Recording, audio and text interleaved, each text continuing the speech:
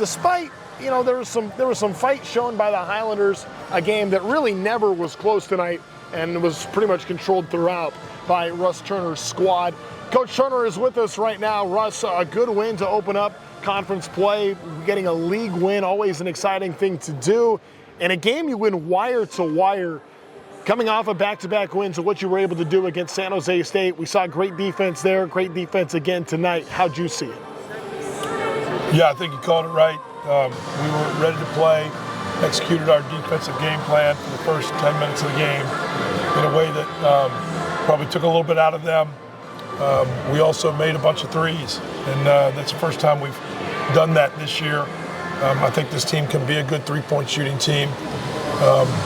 I think we're going to have to keep working to do that, but I thought that the work that we put in showed up tonight. We're going to continue to build on that. Great performance from Kyle Evans. He's one of the most intimidating defenders in the country. We see that. I thought that he played incredibly well tonight. Sometimes when you play at the level he played on defense and on the glass, you can get a three to go in like that last one. I feel good for him about that.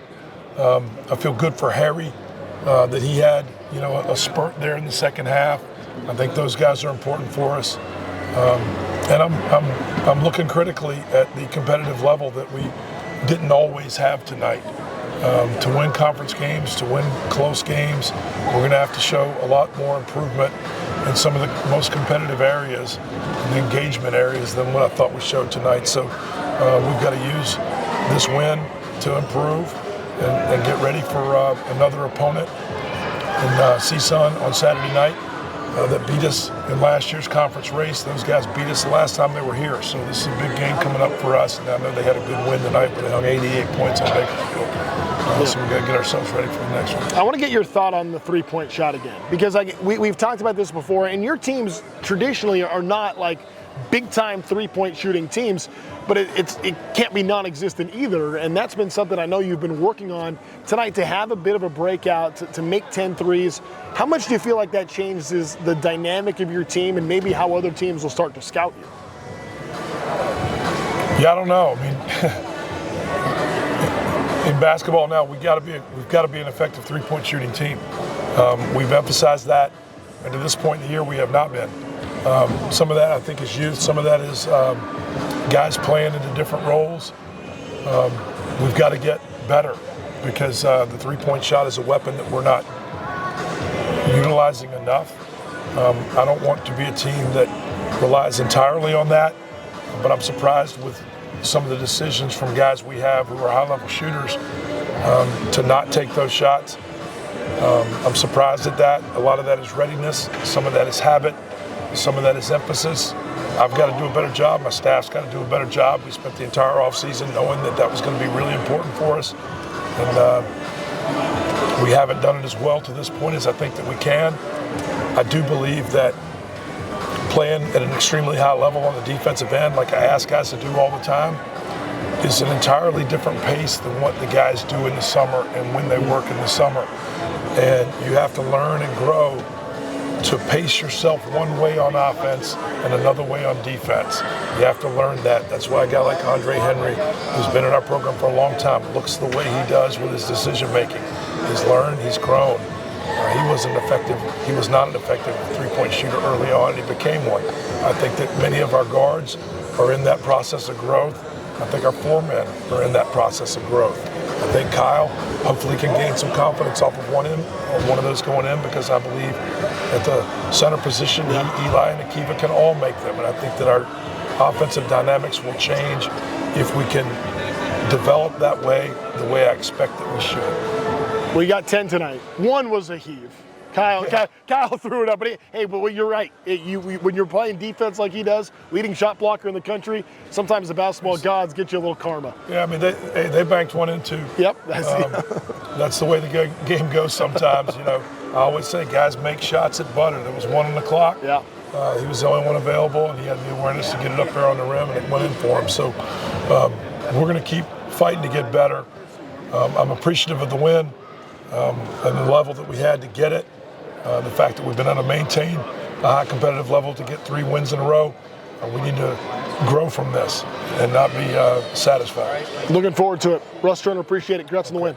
Thanks, Trent. All right, there goes Coach Turner. The Anteaters get the win tonight by a final 73-60. UC Irvine ends up getting the W. Kyle Evans is going to make his way over here now. So Kyle was chatting with some folks on the far side. He's going to walk across the court. He had 5 more blocks tonight.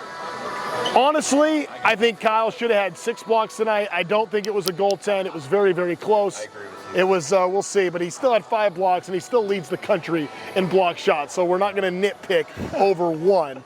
But I think that if you were to look at the replay, the referees thought it was starting to come down. I don't know how they saw that. I thought you met it at the apex. But anyway, we got Kyle. We're not here to talk about that. We got Kyle Evans with us right now. 19 points tonight, 8 boards, 5 block shots.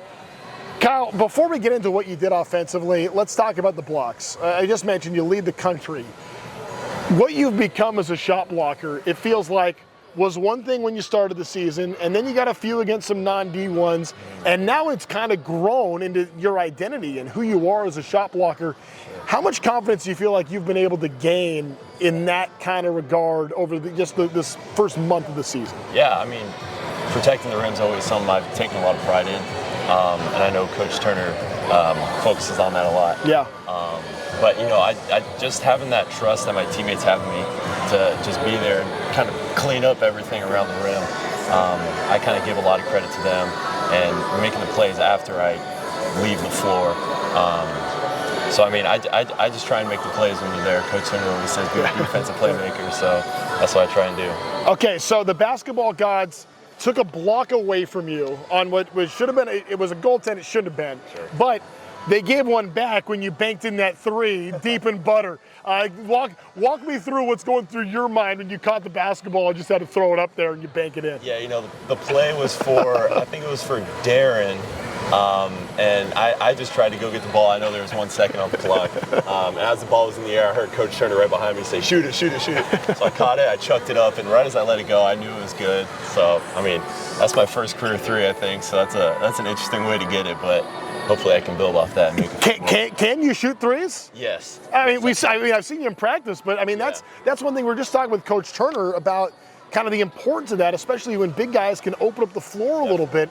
If that can be part of your game, that can be pretty cool. Yeah, definitely. I think so far we haven't found our offensive identity yet, and I think if as long as we keep expanding our games and finding good shots on the offensive end, I think we'll continue to get better.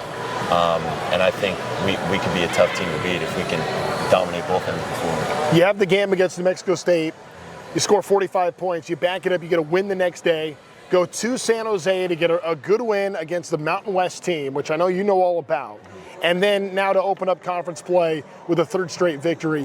What are you seeing progress-wise with your team over these last 3 games? Yeah, like I just said, I think we're finding an offensive identity slowly but surely. Yeah. And I think it comes with a lot of patience. We have a young team, and I think as each game goes on, we're getting more and more confidence in, ourselves and each other. Sure. And I think we're just learning so much each game, each possession. So I think we'll just continue to grow as the conference slate keeps going. Because there's no easy days once conference rolls around. Just getting started. Kyle Evans, player of the game tonight. Appreciate you, man. Thanks, Trey. All right, there he goes. There goes Kyle Evans, and that's going to do it for us here on our postgame show. UC Irvine wins tonight 73-60. We'll be right back at it on Saturday when the Anteaters take on CSUN here at the Bren. For Dan Jers in the studio, my name is Trent Rush. Thanks for being with us for this presentation of UC Irvine basketball on the Anteater Basketball Radio Network.